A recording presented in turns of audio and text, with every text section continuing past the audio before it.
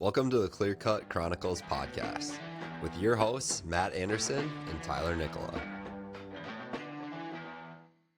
All right. Welcome back, everybody, to the Clear Cut Chronicles podcast. Tyler and I are coming at you tonight.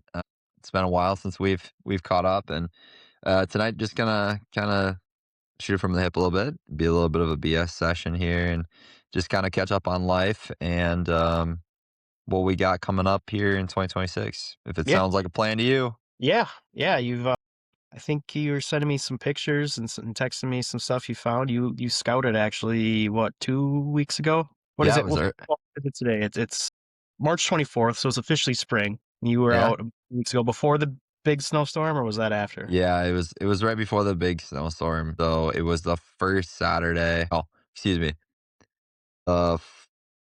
Friday of March, like 5th or 6th or whatever that day was. So, the Friday going into the first weekend in March. So it was like right before the first. So there was a couple spots had maybe 4 or 5 inches Sure. in the woods, but at least where I was scouting, some of it was like almost completely bare ground. So definitely enough to make out a lot of ground sign, but everything wasn't completely visible yet. So what it did help was it was like that in between of like patchy snow, but if you found any like really defined trails and stuff like that, they stuck out like a sore thumb because there was just a line of snow and deer droppings that had been, from use over the last year, especially if it was like terrain based stuff Right. or like terrain features, funneling movement stuff. So that was pretty interesting. Feel like you actually found like huntable trails from that, or anything definitive that's gonna help you this coming year? Yeah, I think it was super productive. I think I'm actually starting to get into the woods and like see it as a hunter Sure. and see it as like the deer would use it versus I feel like the first 3 or 4 years of just doing the public land thing and just like scouting, I just walk into the woods and be like, oh, there's a rub, there's a scrape, that's awesome. Like, how does it connect? And I also think I've said on here before, I've scouted a lot of different types of areas, some that are ag heavy, marshlands, some that are like true big woods like this is, and then Right. kind of that pseudo big woods where it's like bigger blocks of timber, but a lot of like destination ag nearby. So I think you also have to kind of gauge the sign based off of the deer density that you're dealing with and kind of the terrain that you're dealing with as well too. So I think within the last 2 or 3 years of just putting in some focused time up in northern Wisconsin, I've been able to kind of like understand and kind of put some pieces together between spring scouting, my false like in season scouting, and then my hunting observations. And I think the biggest thing for me just going into the 2026 year is the fact that I'm building on like one full year now of like intentional scouting and hunting in one area Right. where I've just been in the past, I've just been far too neurotic with my scouting. I just like I'd be on Onyx for hours on end, just looking at different pieces of public land in Wisconsin, Minnesota, the Dakotas, everywhere. And then I would just like go run up to all these places and scout them, but I wasn't like making return trips and like really starting to like get to know things deeper. So I was able to kind of Had you been in that particular piece before, or is it new to you? No, so this was new. Or excuse me, no, this wasn't new. This was actually where I focused it around a series of clear cuts that I had been hunting either near or around most of last year. Sure. And so what was interesting is I could kind of go back to some of the stand locations that I had where I had even a couple deer encounters and be like, okay, well, this is what it looks like on the ground. Like, I know deer use this. This is what the sign looks like when the deer are using this. Okay, so now where can I find more of that kind of sign? And a lot of it is just like trails and evidence of heavy feeding. Right. Now, there was a fair amount of buck sign actually, and that's something that I think in the past, so to go back, there's a clear cut adjacent without giving too much away on the spot that I'm putting a lot of time in. There's a clear cut that's next to one of the primary clear cuts that I had hunted last year And I would say both of them were probably cut either the same year or within the same year. And I want to say this year they're going to be roughly a 4-year-old clear cut, if not 5. So right in that perfect age of like, there's still a lot of like browse line is kind of like up at their face right now. So there's a lot of like browse in and around for them. And then it's really turning into like great bedding and security cover. And it's ironic because I walked past this clear cut um before many times, and it just didn't like on the map seem like as ideal as the one that I'd been hunting. What I've Just been not it's not as deep, or So, and this is where I can't wait to get like foresters and loggers and stuff on here too on this podcast to chat with. I'm starting to learn like not all clear cuts are made equal as far as deer habitat goes. It depends on what was there before it was cut. So like some of these areas are a little bit swampier. So it's like when they cut off a lot of, the emerald ash borer is kind of like running around a lot pretty bad right now. So I think a lot of this was ash that was cut over. So a lot of these cuts aren't growing as fast. Like when it's that aspen cutover stuff, I mean that stuff just takes off like a rocket in the first 3 to 5 years. This is real slow like growing, but what I have been noticing is there's a lot of red osier dogwood, so those red stems and stuff, and they hammer that stuff. And so there's a lot of that in like those wetter areas.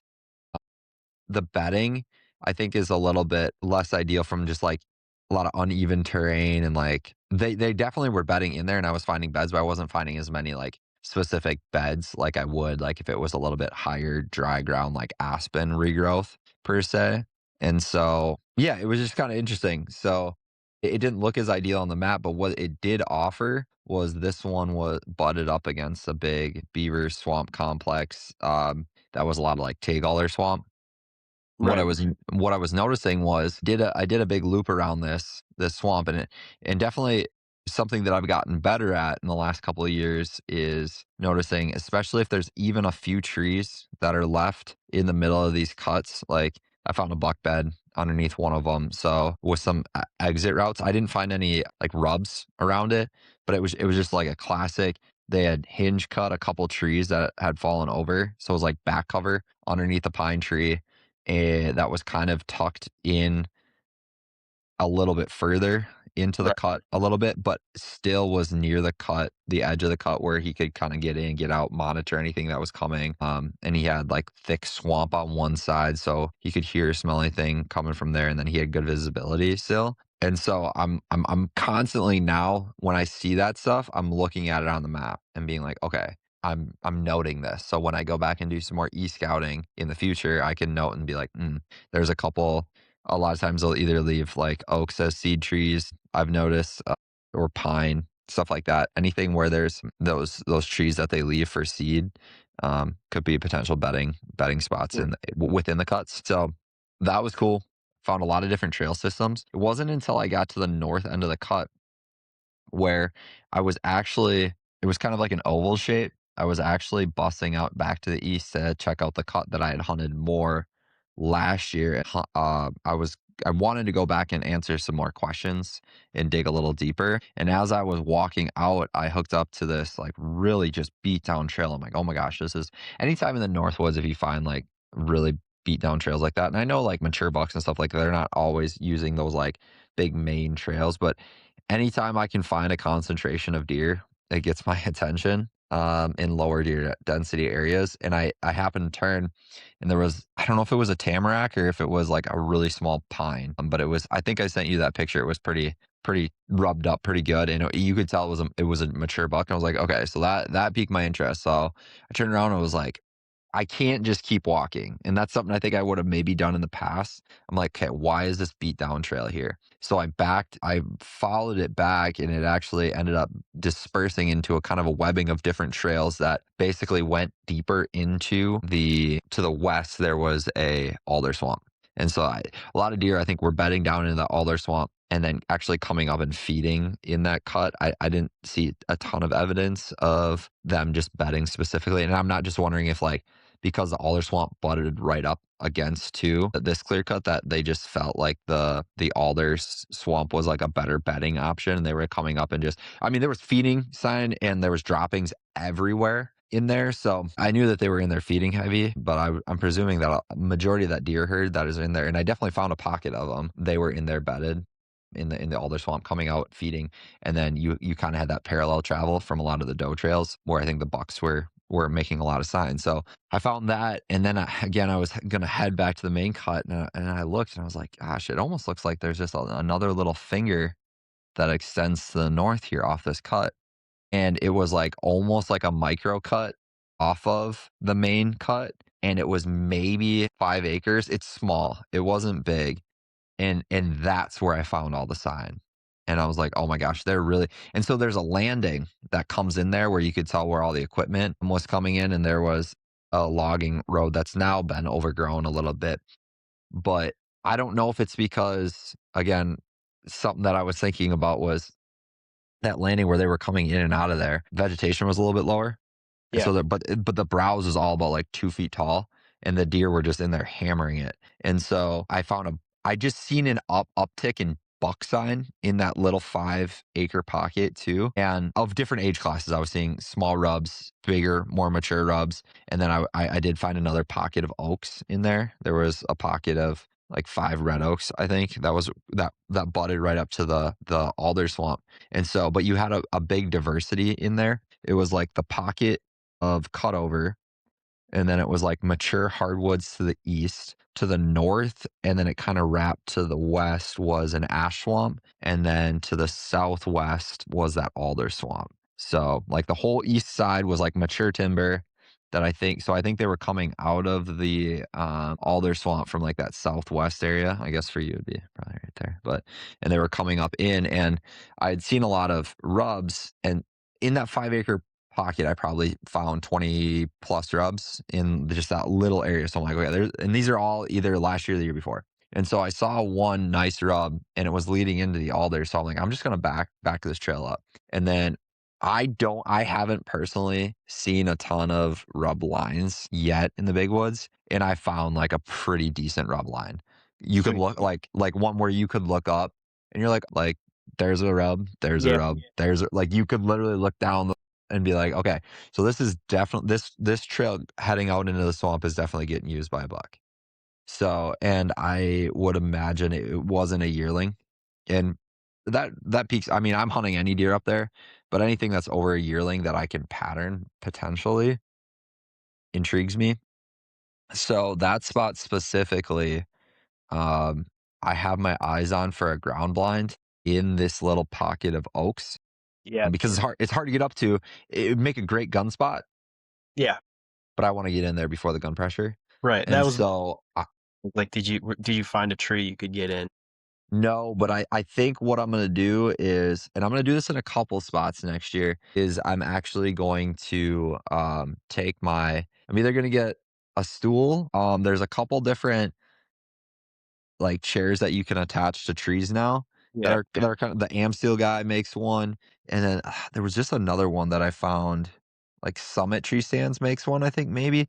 I've It's seen just it different variations. Yeah, yeah, so there's a bunch of different variations where it's just like you can hook it up to, but what I think I'm gonna do is I'm just gonna take my XOP and I'm just gonna put it at almost ground level, so that way I still have my platform there, so I don't have to, like, brush out a bunch of debris. So, Yeah. I'm talking, like, 6 inches above the ground, so I'm still on my platform, but I'm on the ground, and then to keep it public land legal, I'm gonna take some paracord or some night-eye, like, gear ties, and I'm just gonna open up, like, right around the base of these oaks with just all these thick saplings, but you Yep. can kind of see out into these pockets of like marsh grass that these trails are coming up out of the alder swamp. So I think I'm going to just open up these little shooting lanes Yeah. in there. That's my plan. I might on that logging road that cuts out of there. And it actually hooks up to like another main logging road that I think gets probably more human use. I'm potentially gonna maybe put either a trail camera on it or make like some sort of mock scrape or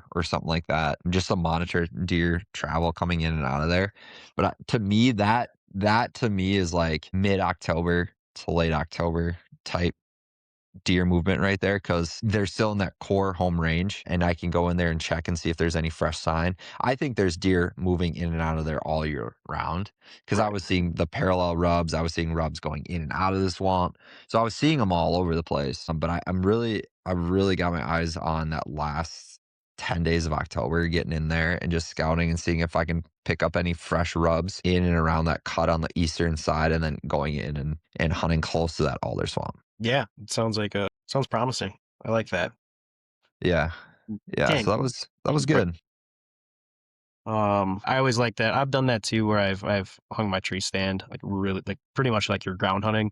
But I think the Yeah. big thing is like if you have to move, you're not making noise, because you're off the leaves, like 6 inches, like you said, so you can get away with a little more movement from a sound perspective. Although ground hunting has just not been successful for me for the majority. Like when I've tried to do it, I did kill one in North Dakota accidentally on the way in, Yeah. but not from an actual ground set. But yeah, well, you've been more productive than I have. I unfortunately haven't been able to scout. I know it's just kind of getting going though. I mean, it's just like I said, it's finally spring. I think we're 4 days into spring. Hopefully I can get out next week, but I don't have any cool stories like you have, so I'm a little jealous.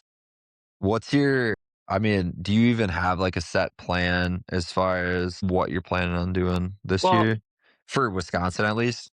I think, when we had our last episode, you reminded me that, it wasn't really a flop of a year. I do have stuff to build off of. But there's two areas in particular that I really want to check out. Two new areas. I shouldn't say not completely new. I've dabbled in one area a little bit, but one would be brand new. I seen a picture recently of a buck killed in this area. I don't want to give anything away on this area, but it was an impressive deer. And I know you can get that anywhere, but I might know of another deer killed in that area not too long ago too. That was also impressive. And not that I'm trying to approach on people, but there's a lot of public land over in that area. So I wanted to step foot in that.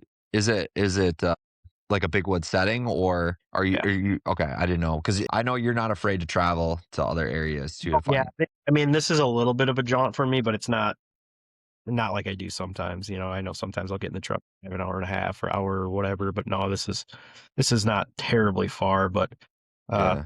still a little bit inconvenient to travel to. It's not like I'll be getting out every night after work. Although that reminds me, I mean, it seems like once or twice a week I'm looking at maps and I'm just like digging locally to me, and it's just been really hard to find stuff that's like actually piquing my interest. Yeah. The reality is I just need to get out. I need to go pick a spot and get out, and maybe I find something unexpectedly. I just think where I am in particular just gets such a it's heavily rifle hunted. It's hard for me to imagine finding the caliber of buck that I want to kill close to home. And I know what's out there. It's just again, it's just that Yeah. mental block of like, this isn't worth it. So I should probably go pick the dumbest spot I can find and just go for a walk. That's what I should do. Maybe it'll surprise me. But yeah, I don't know. I been thinking about getting a new bow a little bit. I don't know. Yeah. Are you getting one? It seems like you get a new bow like dang near every year. No, I probably won't get a new one now for a while, just because there's a couple other. I'm gonna try and get a muzzleloader this year. Yeah. So get a muzzleloader. I'm gonna upgrade some optics on my rifles, and I've gotten into the fly fishing thing, and that's not cheap either. So I'm looking at buying some fly fishing gear. So Yeah, probably I not know. a new bow. Might dabble a little bit more with open water fishing. I'm actually kind of excited. Purely because I feel like I have to. Not that I don't like it or anything, but I bought a Lowrance Active Target, pretty much it's Garmin live scope equivalent. That's so popular now. A highly debatable topic amongst a lot of fishermen there. If you can't beat them, join them. And I did. My buddy gave me a pretty good price on it, and ice fished with it a few times this year, and they're fun to use. They're fun to Yeah. use. I am anti-technology. I prefer it not to exist. Same with like drones and whatnot for hunting. You could even go farther and say trail cams in general or cell cams. I prefer all people to have less knowledge, but I mean all these technologies are valuable tools if you're allowed to, and if everyone else is allowed to, well, maybe I need to just to be able to compete. Yeah. You know what I mean? So yeah, I might strap that to my dad's boat and see if we can get on some crappies. I've never seen one open water. I've only seen like my buddies and obviously the one I own ice fishing. So yeah, I've yet to use one open water. So I'm a little curious about that, and it helps justify the purchase price a little bit more if you can do some open water fishing. Yeah. No, I have intentions of getting in the woods, and I think something that might light that flame a little bit for me. I think I said last episode, April 18th, me and Jake are going to Iowa for a Yeah. scouting weekend. So yeah, I mean, I'm hoping I get out in Wisconsin before then. It certainly helps, just to find something. I mean, the biggest thing for me is like when I'm scouting, especially this time of year, I think one of the biggest things I'm looking for, and again, I'm trying to find a mature deer, is I'm looking for human sign. And obviously there needs to be deer sign too. But if there's plenty of human sign, I just feel like it's my odds are less likely to find the buck of the caliber I'm trying to kill. And don't want to make it sound like I only kill booners or something. I'm just trying to find like a Pope and Young class deer, but those are still hard to find in the Yeah. Northwood. Yeah. So I mean that's my tentative plan, and now I just need to execute. Yeah. I think for me, one thing that I'm looking forward to in 2026, especially because I don't live in that area anymore, is my goal is to get out no less than 6 or 8 trail cameras. And I haven't been a big trail camera guy in the past. I'm Now kind of you like said you, we're not cell camera, shell camera. just trail cameras. I'm too neurotic to use a cell camera. I know if I use a cell, some of the spots that I hunt aren't great reception. But the other thing is, yeah, if I'm seeing a bunch of, I'm gonna want to go hunt it, and it's gonna be like my sole focus on hunting instead of getting better as a hunter. And like maybe that's close to the X. But if I didn't know that, I would go in scouting with that mentality and get on the X. So, and I mean, plenty of people have talked about that debate in the past, but I'm trying to set these cameras up in areas that answer questions for me that that'll fill in gaps when I can't be there to have boots on the ground scouting in season or hunting on stand. So a lot of these are soaker cams, if not all of them. There's a couple. This property, if I zoom out, I've spoke on it on previous podcasts. This property that I'm hunting has a pretty big creek system that runs through it that just attracts natural travel movement. I sat on it a few times in different areas last year and saw plenty of deer for the area. Yeah, I probably saw 15 deer. Well, probably 10 deer in 2 or 3 sits, which is, anytime I'm seeing deer in general is a win. Anytime I'm seeing multiple deer, a sit is a even bigger wins. I was able to get on a lot of deer, and I think what the enticing factor is, there's great bedding and feeding on both sides. So you got that perpendicular travel, and it's the deer, especially in these northern um environments where like a lot of these creek systems are just dotted with alders like overhanging on them, so they're not going to necessarily cross at anywhere. It creates those natural funnels like wherever there's a gap in the alder brush to kind of cross, and it's like shallow enough and it's in a bend and yada yada. So I think that's a great way of finding at least starting point. Those are year-round hunting spots, like, and that's another thing too, is I'm trying to get better with using trail cameras and then forcing myself to hunt early or like mornings whenever I'm over there, just to be more efficient, especially in that late October timeframe. If I can at least have a starting point and I know that I can be on maybe like a good funnel of deer movement in the morning, sit until noon or whatever, get down, and then scout for a couple hours and have like an intended loop in Yeah. mind, and then go from there. So yeah, I'm using more trail cameras, but I did pull a trail camera when I was up there in early March, and that showed some things that I didn't even think of either. Like I had it on this one was on like a pretty more open logging trail. There's the term logging trail and stuff like that, and skid roads and stuff like that are there's a wide variety. You can have a 60-year-old, very faint trail from, yeah, logging operation that was on 60 to 80 years ago. And it's just a gap in the canopy with like some overgrowth. And then you can have like your main like logging roads where you could bike down them because they threw gravel down to get back in there. And it's Right. new, and you could drive a truck down it. So, but I had one that was like, it definitely was a little overgrown, but it wasn't like that it was fresh within the last couple of years. So you could probably ride a bike down it. But I put a trail camera on it because I thought I had seen evidence of like a really faint scrape that they had started, the Bucks had started using in September. So that was really piquing my interest. So I just threw a trail camera on it. And then I just never had time to get back and get it after rifle season. So it soaked over the winter. And I had 3 or 4 bucks that I would deem 3-year-olds on there. Yeah, you For sent sure. it. I'd agree. There's some good 3-year-old bucks back there. Yeah, and so but, like, multiple of those deer are using it in the middle of the day, in the daylight, during the rut, throughout the rut, and so I'm like, "Okay, well, that doesn't mean I'm sitting there," you know what I mean? But if they're using that at that time frame, then a lot of this other sign that I thought might be nighttime sign, it may not be. And so that just it gets those thoughts in your mind going, and so now I wanna push further and be like, "Okay, like, a lot of this stuff that I thought was night sign, is it actually night sign?" I think they move in a little bit more. When I first started and everyone's like, "Oh, you gotta be in thick." Well, in the big woods, in northern, like, everything's kinda thick. Yeah. You know what I mean? So, like, what does that even mean? So, I think some more quote unquote open spots that I thought were like too open. Even last year when I sat in a spot, there was a couple spots where I'm like, the deer aren't gonna walk down here in daylight. I had deer moving at 2 p.m. I had deer moving like all day. I Yeah. had deer moving through spots. And so it just makes me think. So to go back on you, like don't over, especially with like you got young kids and stuff like that. Like maybe just do a couple scouting loops on some of that stuff that you don't think is, and just pepper some trail cameras around and just see what's out there. Yeah, you're right. And going back to what you said, it's like time and time again, it's like, I don't care if it's open or not. If deer aren't pressured, I mean, they're going to use it. Yeah, yeah. I had that one that you commented on, that 10 pointer, pretty decent 10 pointer. I went back and looked and matched the date. It was the second Saturday during rifle season at 2 a.m. or excuse me, 10 a.m.